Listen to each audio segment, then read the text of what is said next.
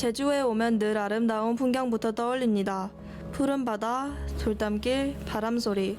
하지만 이 섬에는 아직 끝나지 않은 시간이 있습니다. 바로 제주 4.3 사건입니다.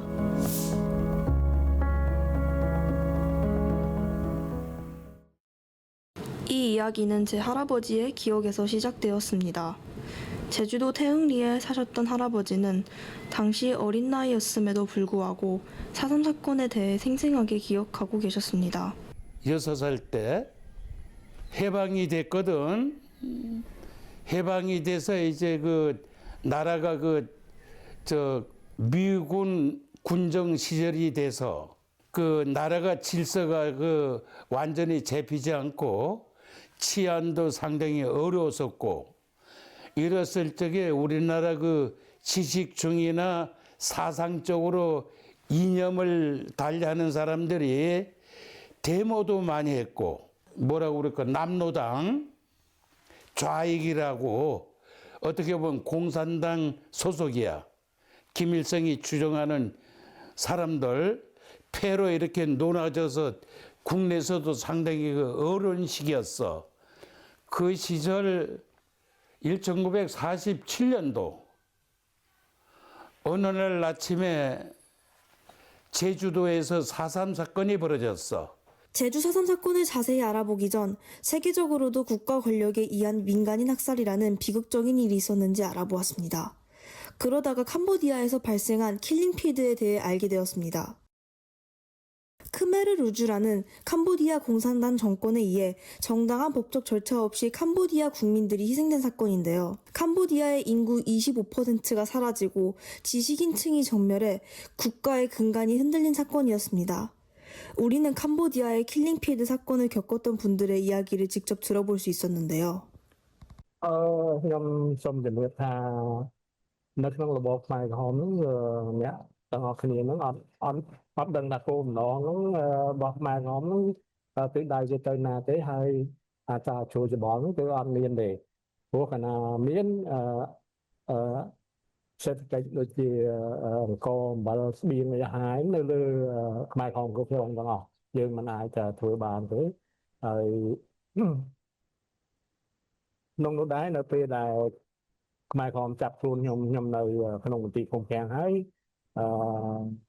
នៅឆ្នាំ1977ហ្នឹងមាននៅខាងស្រុកពួកហ្នឹងមានការច្បងក្បល់ធ្វើបាតុកម្មប្រឆាំងជាមួយនឹងខ្មែរក្រហមពេលនោះខ្មែរក្រហមចាប់យកទៅមន្ទីរឃុំឃាំងហ្នឹងដាក់ឡានយកទៅសម្លាប់ចោលទាំងក្មេងទាំងចាស់ខ្ញុំអត់ដឹងចំនួនទេតែច្រើនបាទអស់ច្រើនបាទជាពេលនោះសំខាន់បំផុតយើងមានសិទ្ធិសេរីភាពមិនយ៉ាងបាទជំនាន់ប៉ុលពតគេអត់ឲ្យយើងមានសិទ្ធិសេរីភាពទេគេប្រើឲ្យតើសិទ្ធិផ្ដាច់ការណាតើសិទ្ធិផ្ដាច់ការអត់មានសិទ្ធិសេរីភាពទេអញ្ចឹងយើងចង់និយាយអីអត់បានទេវាអត់ឲ្យនិយាយទេយើងចង់ហូបអីវាអត់ឲ្យហូបទេតែឥឡូវហ្នឹងយើងចង់ហូបបាយ3ពេលក៏បាន4ពេលក៏បានដែរបាទអត់មានចំទាស់អីទេ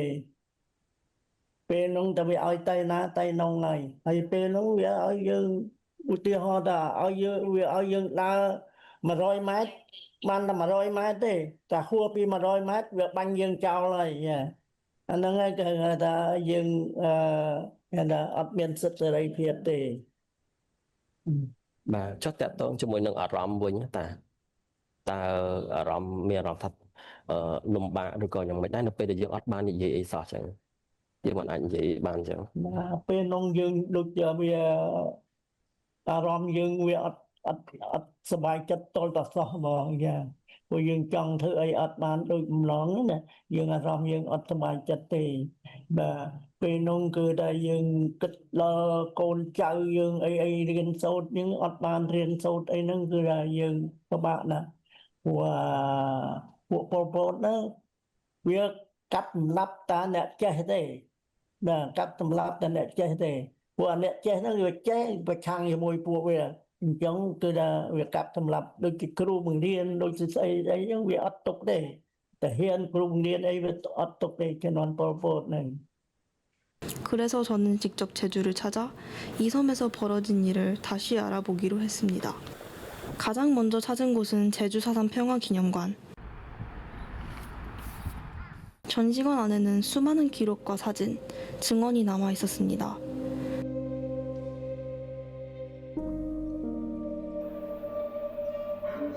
한 걸음 한 걸음 걸을 때마다 사건이라는 단어로는 설명할 수 없는 분명한 학살의 흔적이 보였습니다. 이곳에서 4.3은 폭동이 아니라 국가폭력의 역사로 기록되어 있었습니다. 제주 4.3 사건은 1947년부터 1954년까지 제주도 전역에서 벌어진 국가폭력과 민간인 학살 사건입니다. 공식적으로는 약 7년간 이어졌고 희생자는 최소 1만 4천 명에서 최대 3만 명에 이르는 것으로 추정됩니다. 당시 제주 인구의 약 10분의 1에 해당되는 숫자였습니다. 모든 것은 1947년 3월 1일 제주 북국민학교 앞에서 열린 3.1절 기념행사에서 시작됩니다. 경찰의 말이 어린아이를 밟는 사고가 발생했고 이에 항의하던 군중을 향해 경찰이 발포했습니다. 이 총격으로 민간인 6명이 사망했습니다. 1948년 4월 3일 새벽 남로당 제주도당 부장대가 경찰 지소와 우익 인사들을 공격하면서 사건은 전면적인 충돌로 확산됩니다. 당시 제주는 단독선거와 단독정부 수립을 반대하는 목소리가 컸던 지역이었고 이념 갈등과 냉전 체제 속에서 섬 전체가 빨갱이 섬으로 낙인 찍히기 시작합니다. 그러니까 이 4.3 사건의 그 폭도들, 좌익 세력, 불순 세력들, 전국의 이 사상범들, 좌익을 추구하는 사람들은 제주도로도 막 왔어. 그 사람들이 제주도 사람들 막 끌어다가 교육시켜서 자기네 남로당 대원으로 만들어서 같이 그냥 이쪽을 못 살게 그런 거야. 그래서 그 학교에 불 지르고 사람 죽이고 방화하고 우리 경찰도 서울에서 지원해줬고 중앙정부에서 또 군대도 이제 파견 나왔어요. 제주도 수습하려고. 문제는 이후 벌어진 진압 과정이었습니다. 정부와 군, 경찰은 무장대와 민간인을 구분하지 않은 채 대규모 토벌 작전을 벌였습니다. 산으로 가지 않으면 빨갱이, 산에 가도 빨갱이, 마을 단위로 불태워지고 아이와 노인, 여성까지 무차별적으로 희생되었습니다. 특히 해안선에서 5km 이상 떨어진 중산간 마을들은 초토화 작전의 대상이 되었습니다. 이 당시 남동생을 잃은 고한준 여사는 아직도 그때를 생생하게 기억하고 있었습니다. 49년 1월 17일, 양력으로는, 음력으로는 1948년 12월 19일 운동장에가 끌어다 놓고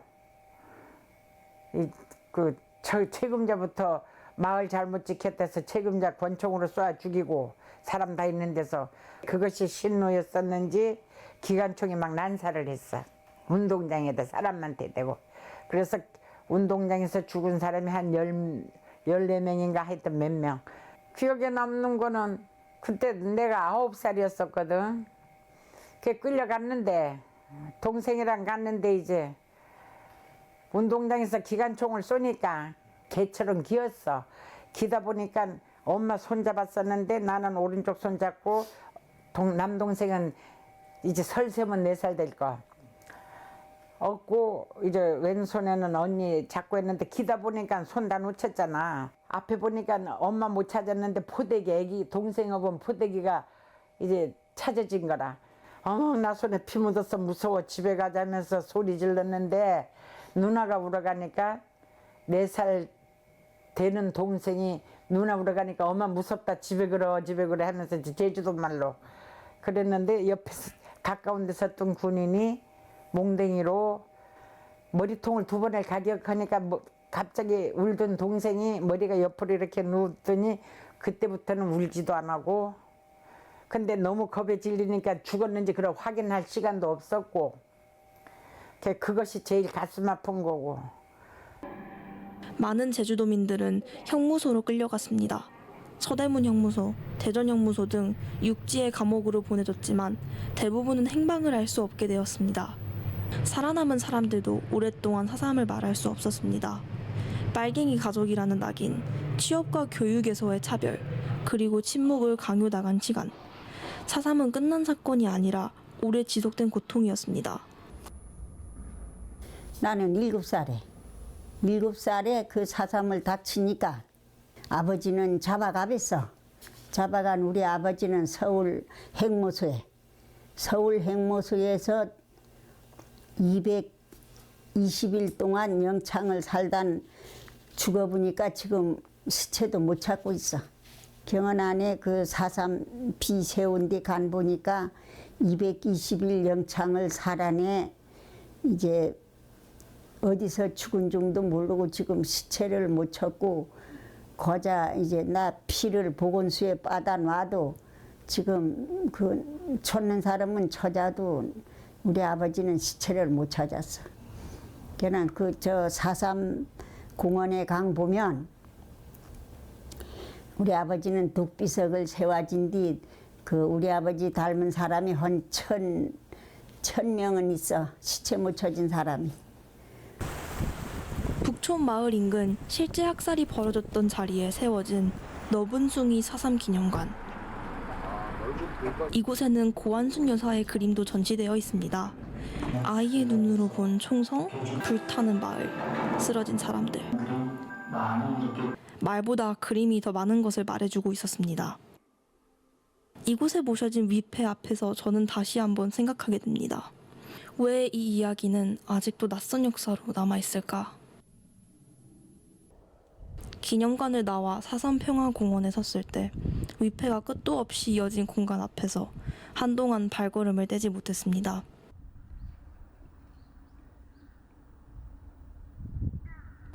이 많은 이름들이 그동안 얼마나 오랫동안 불리지 못했을까? 전시장에서는 되게 무거운 마음으로 돌아다녔는데 되게 잘 안치되어 계신 것 같고 햇볕 잘 들고 경치 좋은 곳에서 편안하게 쉬고 계신 것 같아가지고 그래도 좋은 마음으로 떠납니다. 사삼은 과거의 사건이 아닙니다. 증언하는 사람이 아직 살아있고 기억하는 가족이 지금도 제주에 살고 있습니다. 그리고 그 기억은 말하지 않으면 사라지고 기록하지 않으면 왜곡됩니다. 잘 살고 모험대로 돈만 있으면 모험대로 하잖아.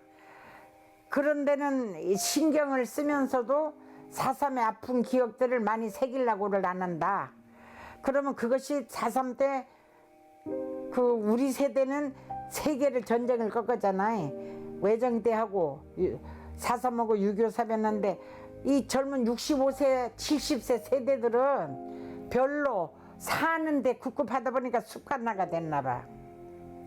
그리고 그러다 보니 그런 부모 밑에서 태어난 아이들도 사삼에 관심이 별로 없다. 환경으로, 가정 환경으로 그러는 것 같아. 우리는 제주 사삼을 다시 이야기해야 합니다. 이 섬의 아름다움 뒤에 가려진 시간을 이제는 함께 바라봐야 할 때입니다. 잊지 않는 것, 그것이 우리가 할 수 있는 가장 최소한의 책임이기 때문입니다.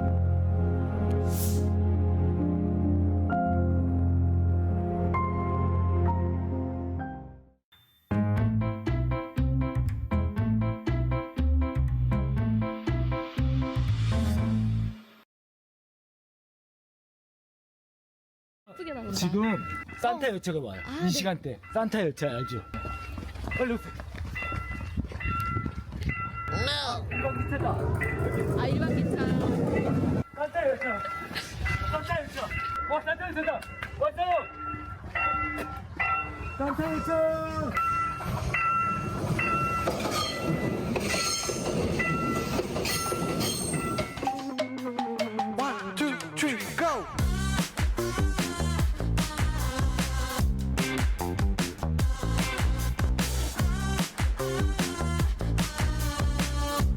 오늘은 삼척에 있는 신동초등학교에 왔어요. 신나고 동화 같은 학교인 신동초에 왔는데요.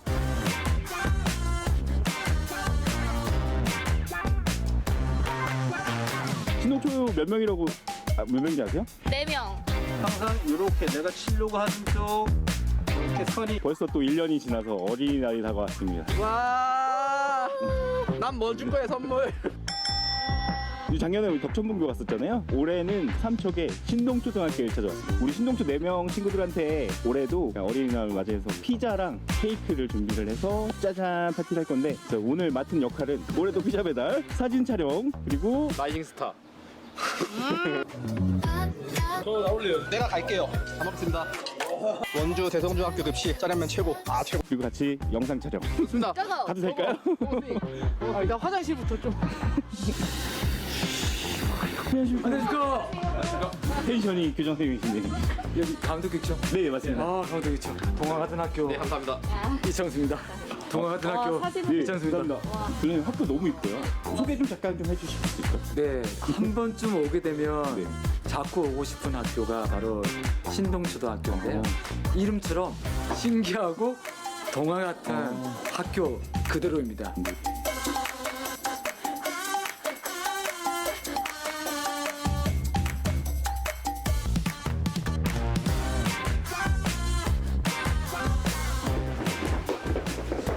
와, 귀여워.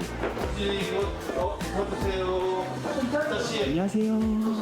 여기서 있다가. 안녕하세요. 부끄러워 지금? 이거 누가 틀어놨지? 이름 뭐예요? 최서준이요. 최소준, 김시, 예. 여의. 여의, 5학년. 쌍둥이에요. 쌍둥이요? 남매지. 아, 남매다. 우리 친구는 이름이 뭐예요? 김지우. 2학년? 3학년? 3학년. 오늘 그래서 우리 수업하는 모습 옆에서 막 좀 찍어도 괜찮을까요, 친구? 네. 이게 목적 차원에서 읽고 충분히 해결할 수 있을 것 같아요.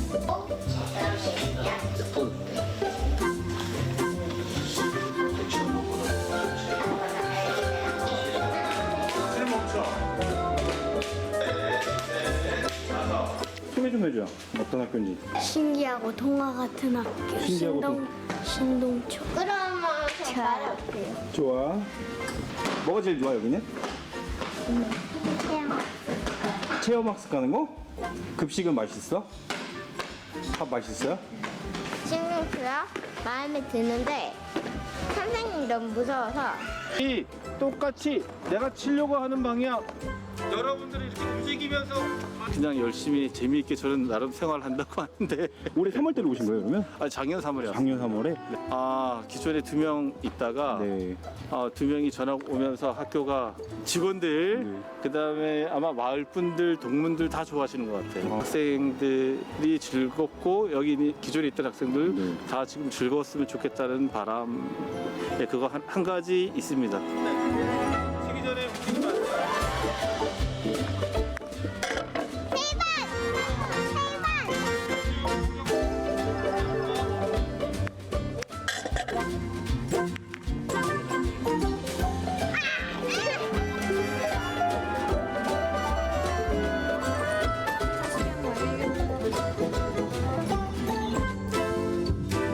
아이고 진짜 왔네.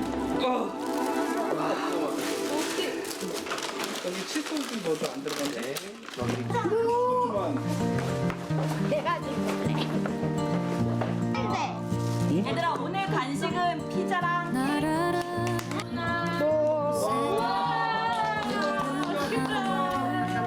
처음 봤는데? 이거 빼야 돼요.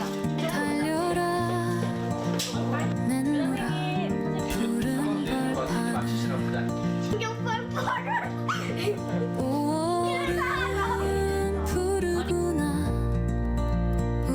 우리들은 잘한다.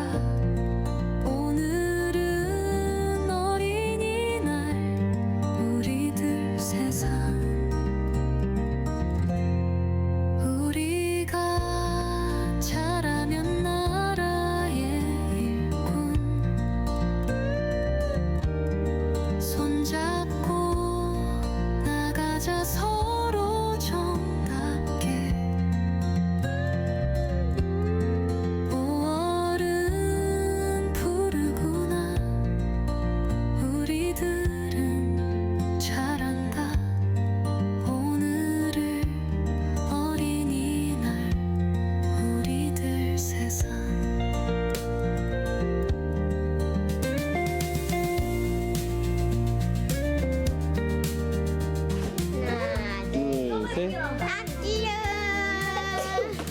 축하해, 어린이날 축하해. 자, 감사합니다. 재미입니다. 네. 감사합니다. 손잡고 나가자 서로 정답게 5월은 부르구나 우리들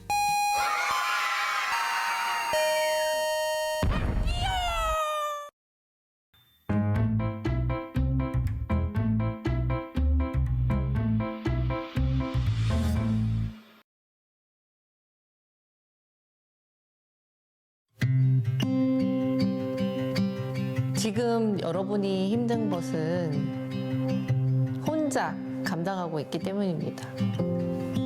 같이 하면 저는 그 무게가 적어질 거라고 생각합니다. 그래서 학교 상담실은 항상 열려 있습니다. 누군가의 도움을 받는 일은 큰 용기가 필요하지만 부끄러운 일은 아닙니다.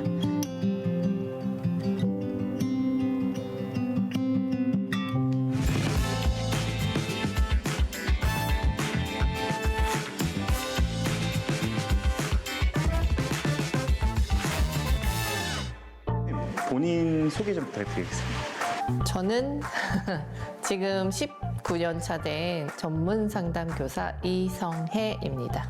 전문 상담교사 저는 좀 생소한데 어떤 직업인가요? 전문 상담교사는? 전문 상담 교사는 학교에서 학생의 심리적, 정서적, 사회적 적응 생활을 잘 할 수 있도록 지원하는 교사입니다. 일단 전문 상담 교사는 이제 상담이 위주가 되겠죠. 또 행정가로서의 학교 안에서의 마음 돌봄과 관련된 이 업무도 맡고 있고요.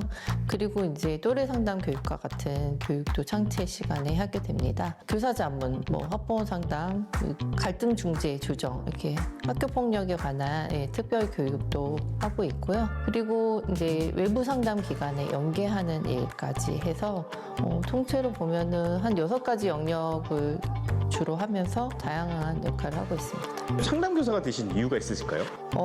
상담교사가 된 이유를 말하자고 하면 저는 저희 아버지 이야기를 먼저 시작해야 되는데요. 저희 아버지는 중등 국어 선생님이셨어요. 근데 중등 국어 교사로서 일찌감치 교두교사 자격증을 따셔서 학생들을 가르치셨는데요.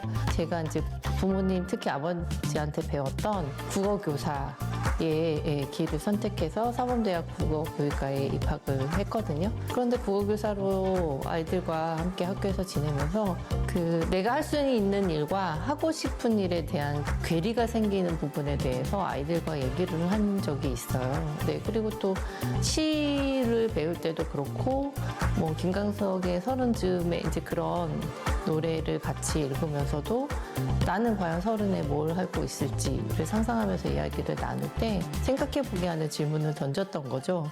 그랬더니 아이들이 상담을 저한테 신청을 되게 많이 했어요. 그런데 제가 전문적으로 상담을 배우지 않았었기 때문에 뭔가 막히는 부분이 생기는 거예요. 그래서 그런 고민이 있던 차에 마침 전문상담교사를 양성하는 그 과정이 생겨서 거기에 진학하고 지금 이렇게 전문상담교사로 일하게 되었습니다. 어떻게 보면 중고등학교 사춘기 친구들도 있잖아요. 이런 친구들도 말 잘 하나요? 상담선생님한테?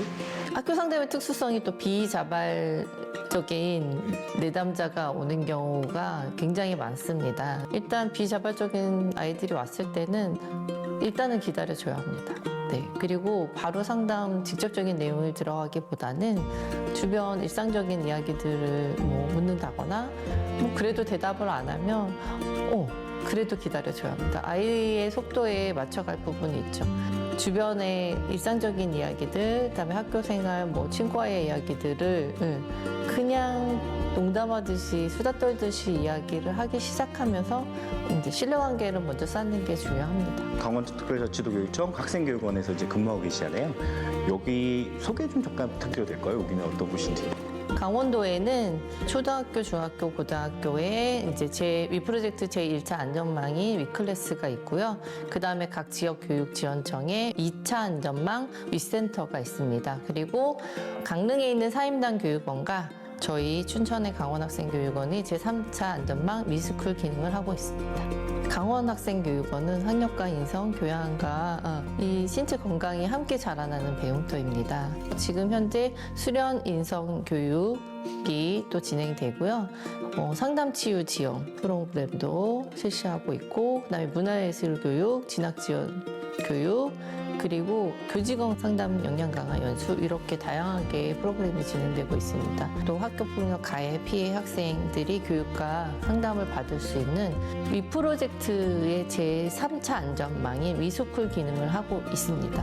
학급당의 학생들에 대한 교육도 실시하고 인성교육도 하고 집단 상담도 하지만 또 고위기 학생을 대상으로 해서 개별 과정으로 집중적으로 심층적인 상담 프로그램을 진행하고 있습니다. 여기서 역할이 어떻게 되실까요? 저를 포함해서 4명의 인력들이 주로 이제 학급 단위 집단 상담을 하고요. 그 다음에 그 수련 인성 교육 프로그램에서도 같이 다른 선생님들과 함께 팀으로 같이 움직이면서 교육을 실시하고요. 그리고 또 문화예술 교육, 또 진학 지원 교육, 그리고 특히 또 부모 자녀 캠프, 또 저희 또 마음안정교실 이런 다양한 프로그램에서 교육과 집단 상담, 개인 상담까지 하고 있습니다. 부모 자녀 캠프 그거에 대해서 좀 자세히 설명 좀 부탁드려도 될까요? 아이를 키우면서 저도 세 아이의 엄마지만 한 아이와 정말 1박 2일 온전히 같이 보내는 경우가 사실 쉽지 않거든요. 그래서 그 장을 마련해 드리고 같이 이야기 나눌 수 있는 도구나 프로그램에 참여시켜서 아이가 이런 생각하는지 몰랐다. 서로 새로운 걸 깨달으면서 소중한 시간을 보내고 가는데 저희가 지원하는 역할을 하는 것입니다. 사실 부모도 같이 성장하는 거거든요. 오늘 14살의 아이의 엄마가 처음 돼보신 거죠. 첫째 아이를 키우는 경우에. 그렇기 때문에 그런 위로를 드리고 지지를 드리면 또 다 감동하시고 아이에 대한 마음이 또 달라지시고 그렇게 화합하는 모습을 보이십니다. 좀 19년 차 정도 되셨으니까 수많은 케이스가 있겠지만 그중에 좀 선생님이 상담을 통해서 굳게 다친 학생의 마음을 열었던 좀 그런 에피소드나 기억에 남는 사례가 있다면? 저는 일단 학교에 있을 때는 아이가 빨리빨리 자라는 걸 우리는 보고 싶지만 그 시기를 벗어나는 친구들이 있거든요. 천천히 그 친구들을 기다려주는 그런 3년 동안의 시간 동안 그렇게 된 친구가 있었는데요. 그 친구는 친구가 많지 않고 사회성이 떨어지는 친구였는데요. 1학년 때부터 3학년 때까지 중간중간 쉬는 시간에 놀러오고 점심시간에 놀러오고 그 단순한 몇 마디의 대화 속에서도 그때 그러면 이렇게 했으면 어땠을까? 이런 질문들을 통해서도 같이 이야기 나누면서 그렇게 지원하면서 그 친구가 그 반에서 유일하게 그 전문계고 학생이었는데요. 현장 실습도 마치고 그 직장에 취업까지 성공한, 그래서 다른 친구들이 더 본인이 더 똘똘하고 더 학교 생활을 잘했다고 생각한 친구들이 오히려 우리 반에 승자는 누구였어? 라고 말한 친구가 있었습니다. 그 친구가 생각나네요. 근무하시면서 어려운 점도 있으신가요? 상담교사로서 어려운 것도? 네. 눈물이 날라 그러네요. 잠깐만요. 상담교사는 내담자의 이야기에 공감을 해줘야 되잖아요. 그런데 그 공감에 대한 필요도가 있습니다. 그러니까 공감이란 그 내담자의 입장이 되어서 내담자가 느끼는 그대로 감정 그대로를 이해하고 다시 되돌려주는 건데요. 저는 공감이 가장 어려운 일인 것 같습니다. 그 사람과 정말 똑같은 가정 환경과 경험을 겪고 그 상황이 돼보지 않는 이상은 100% 그 사람을 공감한다고 감히 말할 수는 없는 것 같아요. 그 공감에 대한 필요도도 있고요. 그리고 학교에는 상담교사가 한 명이기 때문에 책임감과 부담감도 큽니다. 그리고 위기 학생을 만났을 때 이 친구가 이런 당장 해결될 수 없는 가정 환경이나 여러 가지 상황들 속에서 지금 이 상황을 잘 헤쳐나가야 되는데 혹시나 그런 안 좋은 일들이 벌어질까 봐 생기는 불안도 있고요.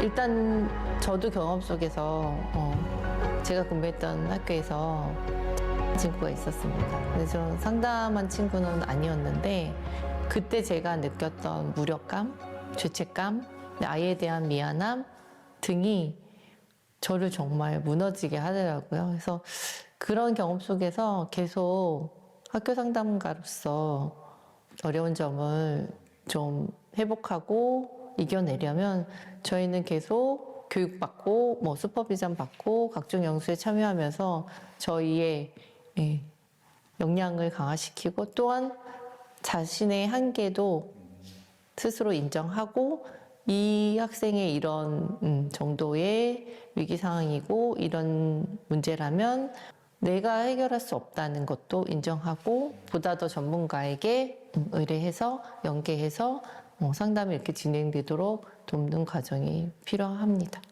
다른 선생님들이나 아니면 뭐 신규 선생님들한테 강의도 많이 한다고 들었습니다. 어떤 내용 주로 가르쳐 주세요?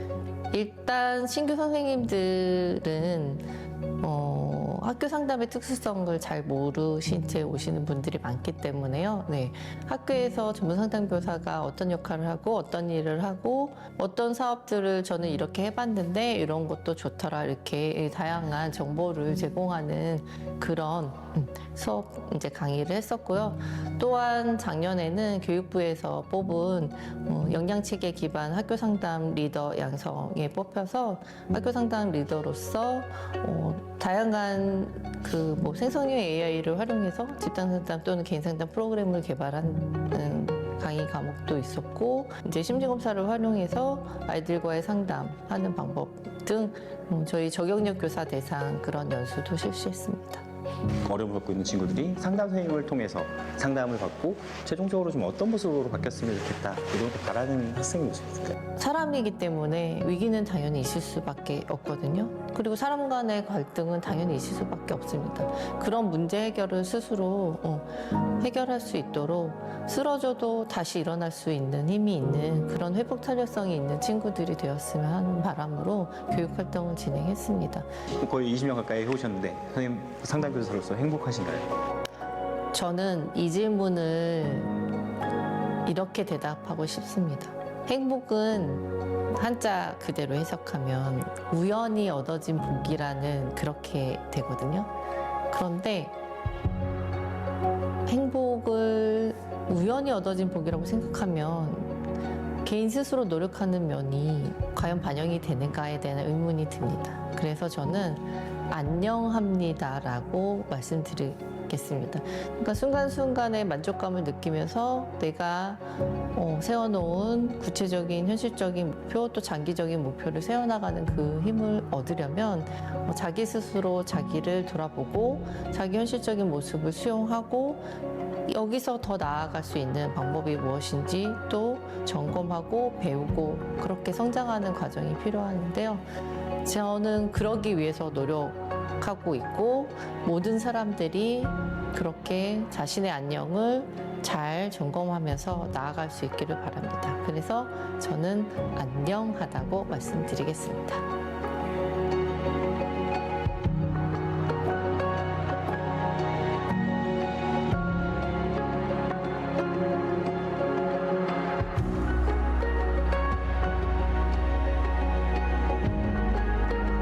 나는 강원교육 이성혜입니다.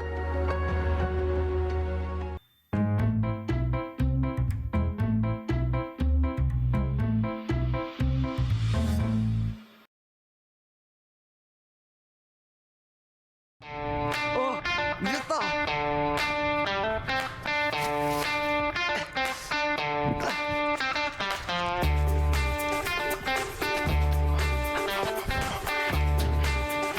문이 안 열리지?